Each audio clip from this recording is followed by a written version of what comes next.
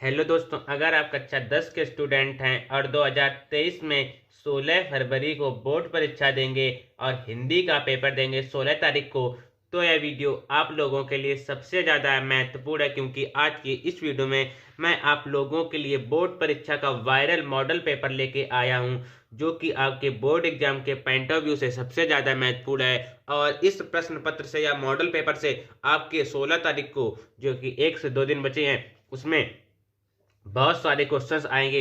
इसीलिए इस वीडियो को आप पूरा अंत तक देखते रहें और इस वीडियो को अपने दोस्तों के साथ जरूर शेयर कर दें, वीडियो को लाइक कर दें और चैनल को हमारे सब्सक्राइब कर दें, क्योंकि अभी आपके सभी सब्जेक्ट के पेपर आने बाकी हैं और मैं आपके सभी सब्जेक्ट की तैयारी अच्छे से बढ़िया तरीके से मोस्ट इंपॉर्टेंट क्वेश्चन सभी प्रकार के क्वेश्चंस की तैयारी करा दूंगा। तो सबसे पहले हम बिना किसी देरी के अपने पहला क्वेश्चन का सोल्यूशन देखते हैं। क्या है हमारा पहला क्वेश्चन? भारतेंद्र युग के प्रवक्ता कौन है? हमें भारतेंद्र युग के प्रवक्ता बताने हैं। कौन कौन से ऑप्शन से देख लेते हैं। भारतेंद्र, हरिश्चंद्र, हजारी प्रसाद द्विवेदी, रामचंद्र शुक्ल, प्रेमचंद, ये 4 ऑप्शंस दिए गए हैं। तो इसका जो राइट आंसर है वो है भारतेंद्र हरिश्चंद्र। और आपको हमें कमेंट बॉक्स में बताना है कि भारतेंद्र हरिश्चंद्र का जन्म किस सन में हुआ था और इनकी मृत्यु कब हुई थी, किस सन में हुई थी। ठीक है, ये 2 क्वेश्चन का आंसर देना है। फिर नहुस नाटक के रचनाकार कौन है, ये हमें बताना है। और ऑप्शन देख लेते हैं। भारतेंद्र हरिश्चंद्र, हजारी प्रसाद द्विवेदी, गिरधर गोपाल दास, प्रेमचंद। तो जो इसका राइट आंसर है वो है गिरधर गोपाल दास। ठीक है, हमारा तीसरा नंबर क्वेश्चन आता है। सरस्वती पत्रिका के प्रसिद्ध संपादक हैं, प्रसिद्ध संपादक हमें बताने हैं। क्या क्या ऑप्शन हैं देख लेते हैं। जयशंकर प्रसाद, महावीर प्रसाद द्विवेदी, मोहन राकेश, मुंशी प्रेमचंद। जो इसका राइट आंसर है वह है महावीर प्रसाद द्विवेदी। ठीक है, उसके बाद चौथा नंबर क्वेश्चन आता है। आदिकाल के कवि नहीं है, इसमें आदिकाल के कवि जो नहीं है वो बताने हैं। ठीक है, कौन नहीं है? सूरदास जी इसके कवि नहीं है आदिकाल के, और ये जो हैं सारे आदिकाल के कवि हैं। पांचवा नंबर क्वेश्चन आता है। भक्ति काल के कवि हैं, भक्ति काल के हमें कवि बताना है। केशव दास हैं कि भारतेंद्र हरिश्चंद्र हैं कि भूषण हैं कि सूरदास जी हैं। जो इसका राइट आंसर है वो है भूषण। भूषण मतलब सॉरी, मतलब सूरदास जी हैं, भूषण नहीं है। ये भी नहीं है, ये भी नहीं है। सूरदास जी भक्ति काल के कवि हैं। ठीक है, छठवां नंबर क्वेश्चन आता है। भक्ति काल की रचना हमें बतानी है। ठीक है, भक्ति काल की रचना सूर सारावली की रामचंद्रिका की पृथ्वीराज रासो की कामायनी। आपको हमें ये कमेंट बॉक्स में बताना है कि कामायनी किसकी रचना है। ठीक है, और रामचंद्र का ये किसकी रचना है? रामचंद्र का है केशवदास जी की। और कामायनी आपको हमें कमेंट बॉक्स में बताना है, क्योंकि ये बहुत सरल है और आप ये प्रसिद्ध एक रचनाकार हैं, उनकी बहुत सारी उन्होंने रचनाएं लिखी हैं और उनका नाम आपने सुना भी होगा। तो इसका जो राइट आंसर है वो है सूर सारावली। ठीक है, उसके बाद हमारा 7वां नंबर क्वेश्चन आता है। बीजक के रचनाकार हैं, बीजक के रचनाकार कौन है आपको पता ही होगा, कबीरदास जी हैं। 8वां नंबर क्वेश्चन आता है। आदिकाल की समय सीमा क्या है? आदिकाल की हमें समय सीमा बतानी है। ठीक है, कौन कौन से ऑप्शन हैं देख लेते हैं। 1050 से 1375 तक, 1350 से 1700 तक, 1700 से 1900 तक, 1900 से अब तक। तो इसका राइट आंसर है वो है 1050 ईस्वी से 1375 ईस्वी तक। उसके बाद हमारा नेक्स्ट नंबर क्वेश्चन आता है। 9वां नंबर। हिंदी साहित्य का स्वर्ण काल कहा जाता है, किस काल को कहा जाता है? आदिकाल को कहा जाता है कि रीति काल को कि भक्ति काल को कि आधुनिक काल को? किस काल को कहा जाता है? भक्ति काल को कहा जाता है। इसके बाद हमारा 10वां नंबर क्वेश्चन आता है। तो 10वां हमारा क्वेश्चन आ जाता है। साकेत के रचनाकार, साकेत जो है रचना, उसके रचनाकार में बताने हैं। कौन है? मैथिली शरण गुप्त है कि सुमित्रानंद पंत है कि जयशंकर प्रसाद जी हैं कि हरिऔध जी हैं? जो इसका राइट आंसर है वो है मैथिली शरण गुप्त। ठीक है, उसके बाद हमारा 11 नंबर क्वेश्चन आता है। रस के कितने वेद होते हैं? 4 वेद होते हैं कि 5 होते हैं कि 6 होते हैं कि 11 होते हैं? कितने होते हैं? 11 होते हैं। उसके बाद नेक्स्ट नंबर क्वेश्चन आता है। सूर्य का पर्यायवाची नहीं है, कौन नहीं पूछा गया है?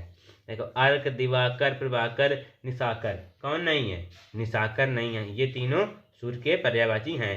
प्रभाकर, दिवाकर, अर्क, ये किसके पर्यायवाची हैं? सूर्य के। और ये नहीं है। उसके बाद हिमाचल में संधि है, गुण संधि है कि वृद्धि संधि है कि यड़ संधि है कि दीर्घ संधि है?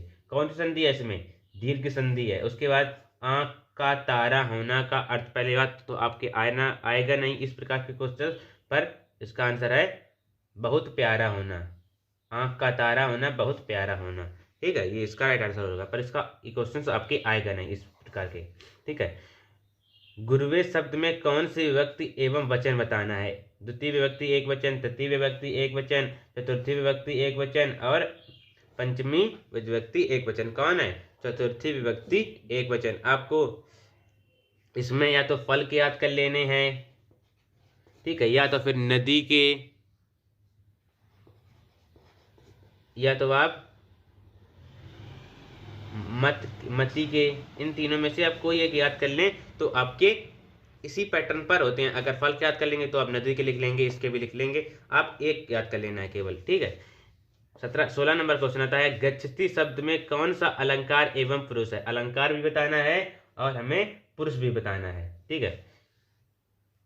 लट लकार प्रथम पुरुष, लोट लकार प्रथम पुरुष, लंग लकार प्रथम पुरुष, लंग लकार प्रथम पुरुष, ठीक है। कौन सा है? तो लट लकार प्रथम पुरुष इसका राइट आंसर हो जाएगा। फिर हमारा 17 नंबर क्वेश्चन आता है, सोरठा छंद में कितने चरण होते हैं? कितने चरण होते हैं? एक चरण होते हैं कि दो चरण होते हैं कि चार चरण होते हैं कि 6 चरण होते हैं? कितने चरण होते हैं? 4 चरण होते हैं। फिर 18 नंबर क्वेश्चन आता है, अलंकार के कितने भेद हैं? अलंकार के कितने भेद होते हैं? एक भेद होते हैं कि दो कि तीन, तीन कि चार, कितने होते हैं? 2 भेद होते हैं। हरिहरव में कौन सा समास है? हरिहरव में हमें समास बताना है। द्वंद्व समास है कि द्विगु समास है कि तत्पुरुष समास है कि कर्मधारय समास है? कौन समास है? द्वंद्व समास है। फिर महादन ईसा में संधि है, संधि बतानी है। कौन है? गुण संधि है कि वृद्धि संधि है कि यड़ संधि है कि दीर्घ संधि है? कौन संधि है? यड़ संधि है। तो ये हमारे 20 नंबर के बहुविकल्पी या MCQ क्वेश्चंस हो गए, मल्टीपल चॉइस क्वेश्चन, जिसमें कि ये आपको आपकी MR शीट जो इस प्रकार की कुछ मिलती है, इस प्रकार की, इसको आपको करने होते हैं और इसको किस प्रकार से भरा जाता है उस पर मैं वीडियो बना चुका हूँ, उसकी लिंक आपको डिस्क्रिप्शन बॉक्स में मिल जाएगी, ठीक है। फिर हमारा क्या आ जाता है? खंडबा, ठीक है। गद्यांश में किसी एक नीचे दिए गए प्रश्नों के उत्तर देने हैं, ठीक है। ये जो लाइन खींची है, अंडरलाइन होती है इसके नीचे, इसका हमें व्याख्या करनी होती है, ठीक है। का या खा में हमें किसी एक की व्याख्या करनी होती है, ठीक है। देख लेते हैं, जैसे हमें सपोज करिए हम ये वाला कर रहे हैं, इस पर मैं एक और वीडियो बना चुका हूँ डिटेल में, जिसमें आपको बोर्ड में कॉपी किस प्रकार से लिखनी है, बोर्ड की कॉपी किस प्रकार से भरनी है, इस प्रकार की आपको कुछ बोर्ड में कॉपी मिलेगी, इसको किस प्रकार से भरना है, सारी जानकारी मैंने इसमें लिख के भी दिखाया था, ठीक है। संस्कृत खंड, सभी प्रकार की निबंध, संस्कृत की व्याख्या, उस वीडियो की लिंक आपको डिस्क्रिप्शन बॉक्स में मिल जाएगी। आप वहाँ से जाकर इस वीडियो को देख लें, ठीक है। अभी मैं आपको समझा भी दूंगा इसको, ठीक है। ऐसे हमें इसको लिखना है, ठीक है। तो हम क्या करेंगे? उपरोक्त गद्यांश का संदर्भ लिखना है। संदर्भ हमें किस प्रकार से लिखना है देख लेते हैं। संदर्भ पे आपको 2 चीज़ें याद रखना है, क्या कि यह किस पाठ से आया है व इसके लेखक कौन है, ठीक है। 2 चीज़ें याद रखना है कि आपको प्रश्नोत्तर संख्या डाल देनी है, ऊपर खंड बार डाल देना है, फिर आपको उत्तर पहला कर रहे हैं तो पहला डाल दें, यहाँ पर का नंबर कर रहे हैं तो का डाल दें, खा कर रहे हो तो खा डाल दें, ठीक है। यहाँ पे जो भी कर रहे हो उसके बाद आपको यहाँ डालना है संदर्भ। संदर्भ में किस प्रकार से लिखना है? जो मैंने ब्लैक ये लिखा है ब्लू पेन से, प्रस्तुत गद्यांश हमारी पाठ्य पुस्तक हिंदी के संकलित पाठ। अब बस यहाँ पर आपको चेंज करना है, जो ये जिस भी पाठ से आया हो वहाँ पर इसका नाम डाल देना है, बस पाठ से लिया गया है, इसके लेखक, उस पाठ जो आया हो आपके उसके लेखक का नाम यहाँ पर लिख देना है ब्लैक पेन से। लेखक जो भी हैं, इसके जो भी लेखक हो उनका नाम डालना है, जी हैं, बस आपका संदर्भ हो गया, आपके 2 नंबर मिल गए इसके, ठीक है। उसके बाद हमारा आ जाता है क्या? सेकंड क्वेश्चन आ जाता है, रेखांकित अंशों की व्याख्या करनी है, व्याख्या करनी होती है। व्याख्या किस प्रकार से करी जाती है देख लेते हैं। जैसे इस जो ये नीचे लाइन चली है, इसे अपने ही शब्दों में बढ़ा चढ़ाकर लिखना, हमें व्याख्या करनी होती है।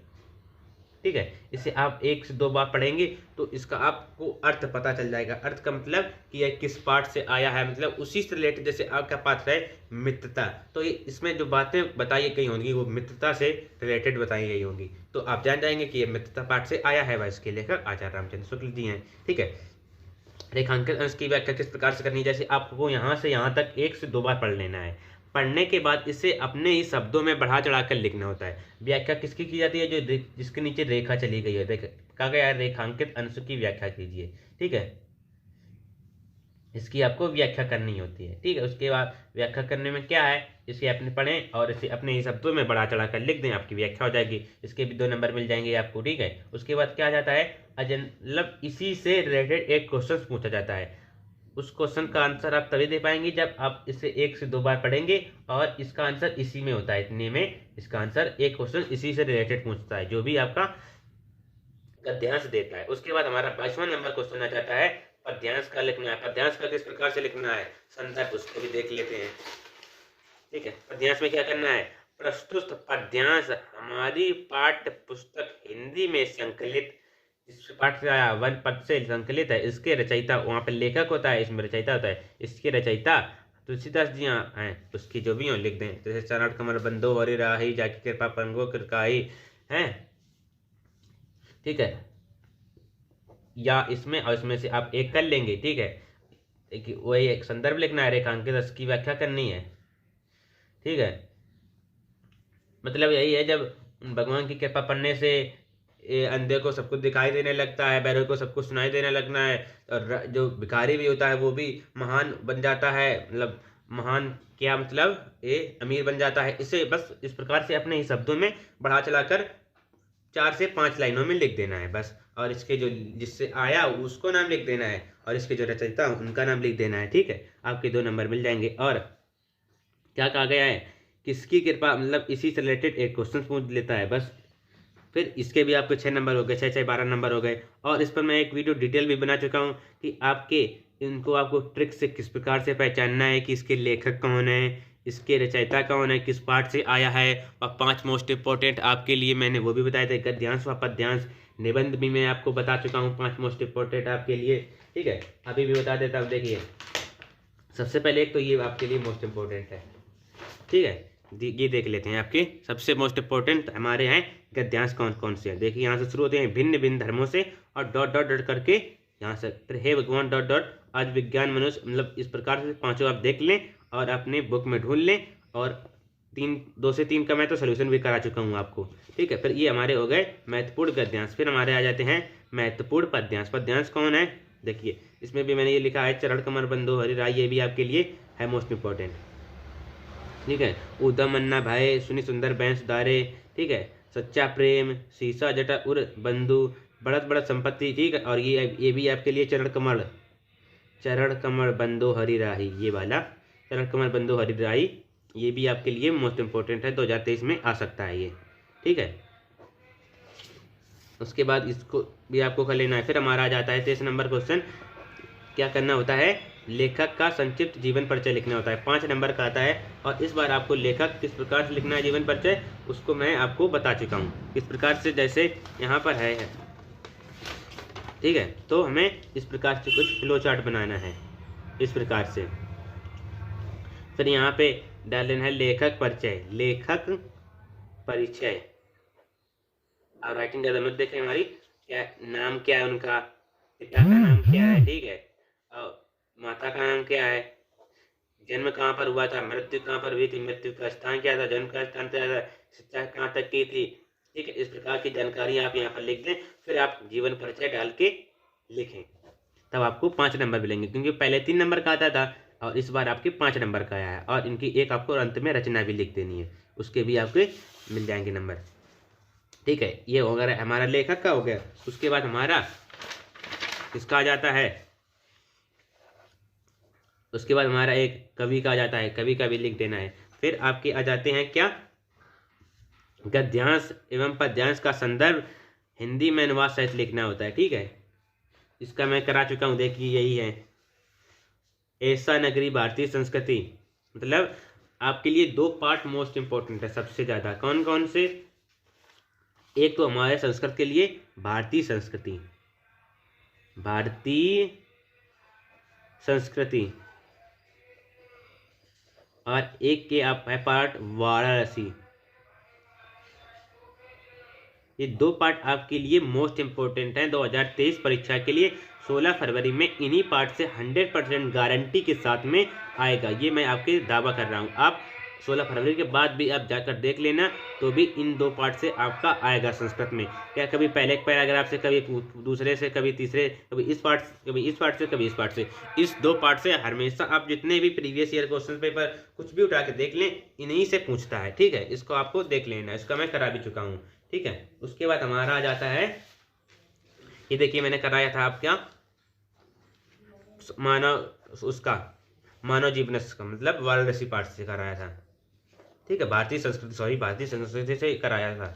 और ये किससे आया है, भारतीय संस्कृति से भी ये भी आया है। इसका ये सोल्यूशन है, आप जाकर देख सकते हैं। फिर इसका सोल्यूशन नहीं कराऊंगा, फिर वीडियो ज़्यादा बड़ी हो जाएगी। इसका मैं सोल्यूशन करा चुका हूँ और उसकी लिंक आपको डिस्क्रिप्शन बॉक्स में मिल जाएगी। फिर हमारा आ जाता है एक श्लोक होता है हमारा, उसका हमें अर्थ लिखना होता है। जैसे सर्वे बंधु सुखना, सभी सुखी रहें, सर्वे संतु निरामया, सभी निरोगी रहें। इस प्रकार से आपका इसका संदर्भ लिख देना है। संदर्भ किस प्रकार से लिखना है बता देता हूँ आपको। डालना है प्रस्तुत संस्कृत पद्यांश हमारी पाठ्य पुस्तक हिंदी के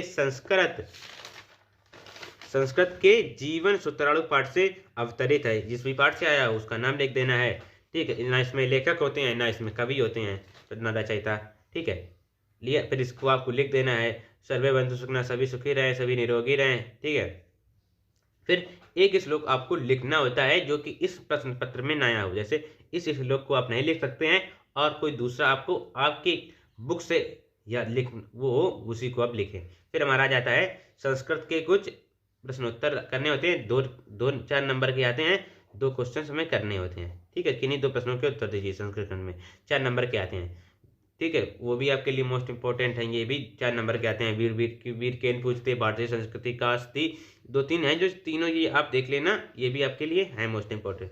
फिर हमारा आ जाता है सबसे जो मोस्ट इंपॉर्टेंट है आपके लिए निबंध आता है हमारे 9 नंबर का। और इसी से आपके नंबर, अगर ये आपने गलत कर दिया तो आपके नंबर 9 नंबर कट जाएंगे। इसको किस प्रकार से करना होता है इस पर मैं एक डिटेल वीडियो बना चुका हूँ, पर इसमें मैं आपको थोड़ा रफली समझा देता हूँ, ठीक है। और उस पर मैंने बताया कि आपको किसी भी जीवन परिचय याद नहीं है तो आप उसे किस प्रकार से लिख सकते हैं। सभी प्रकार की वीडियोस की लिंक आपको डिस्क्रिप्शन बॉक्स में मिल जाएगी, या आप हमारी प्लेलिस्ट चेक कर सकते हैं, ठीक है। प्रश्नोत्तर संख्या जैसे 9 नंबर, हमारी जो भी संख्या हो उसको आप डाल दें, 25 है तो 25 डाल देंगे, ठीक है।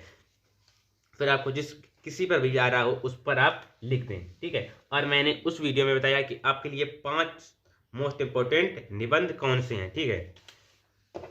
आपको क्या डालना है, जैसे किसी भी का भी कर, जैसे हमने कहाँ पर कर रहे हैं आतंकवाद का कारण एवं निवारण, तो क्या करना है आपको रूपरेखा बनानी है, ठीक है। रूपरेखा में क्या करना होता है, 2 हेडिंगें मेन रहती हैं। जो सबसे पहली हेडिंग होती है और सबसे अंत की हेडिंग होती है। सबसे पहली हेडिंग होती है प्रस्तावना, और सबसे अंत में आती है वो होती है उपसंहार। प्रस्तावना का अर्थ होता है कि वह क्या चीज़ है, कैसे शुरुआत हुई, क्या उस है उसका, उसे लिखना होता है प्रस्तावना में। और उपसंहार क्या क्या मतलब होता है कि इससे क्या निष्कर्ष निकल के आया है, ठीक है। ये इसका उपसंहार का हो गया, ठीक है। उसके बाद आपको हेडिंगें बनानी है कि आतंकवाद का क्या अर्थ था, भारत में आतंकवाद का क्या कारण है, आतंकवाद का क्या निवारण है, मतलब इससे हम किस प्रकार से बच सकते हैं, इसे किस प्रकार से लोगों में न आतंकवाद मतलब न फैलाएं, तो क्या करें हम। इस प्रकार से आप हेडिंगें बना लिख सकते हैं। अगर आप अपने बोर्ड एग्जाम में 9 हेडिंगें बना देते हैं तो आपको 100% गारंटी के साथ में 9 के 9 नंबर मिलेंगे, क्योंकि एक हेडिंग का 1 नंबर हो जाएगा। 9 हेडिंग आपने बनाई हैं तो 9 नंबर हो गए। पर आपको बोर्ड एग्जाम में 9 हेडिंग बनाना बहुत मुश्किल होता है, क्योंकि अपने मन से वहाँ पर दिमाग इतना इधर उधर हो जाता है कि 9 हेडिंगें नहीं, आप तो भी 6 से 7 हेडिंगें बना देंगे तो भी आपके पूरे नंबर मिल जाएंगे, ठीक है। बस आज की वीडियो में इतना ही, इतने हमारे क्वेश्चन आते हैं। और एक खंड का भी आ जाता है, कहीं कहीं ज्योति जवाहर आता है, ठीक है। आप 3 नंबर का आता है, आप देख लें, ठीक है। इसके भी आपको मिल जाएंगे। ये आप 1-2 हेडिंगें याद कर लें। इसकी जो हेडिंगें होती हैं, हेडिंगें देखकर वो एग्जामिनर नंबर दे देता है, और आपको उसमें 2 से 3 लाइनें लिख देनी है। इसको आपको 1 से पेज में लिखना है, बस 1 से 1.5 पेज में लिख देना है खंड का, आपको 1 से 1.5 पेज में, क्योंकि 3 नंबर का होता है। इससे आपको जो ये होता है निबंध, इससे आपको 3 से 4 पेजों में लिखना है। 3 पेज तो मिनिमम और 4 पेज से ज़्यादा भी नहीं लिखना है। फिर आपका समय दूसरे में आपको देना है, आपको 3 से 3.5 या 4 पेज हो जाए तो बस इतने में लिखना है। बस आज की वीडियो में इतना ही। मिलते हैं किसी नेक्स्ट वीडियो में किसी नेक्स्ट टॉपिक के साथ में। और अभी तक आपने हमारे चैनल को सब्सक्राइब नहीं किया है तो सब्सक्राइब कर लें, वीडियो को लाइक कर लें और अपने दोस्तों के साथ जरूर शेयर कर दें।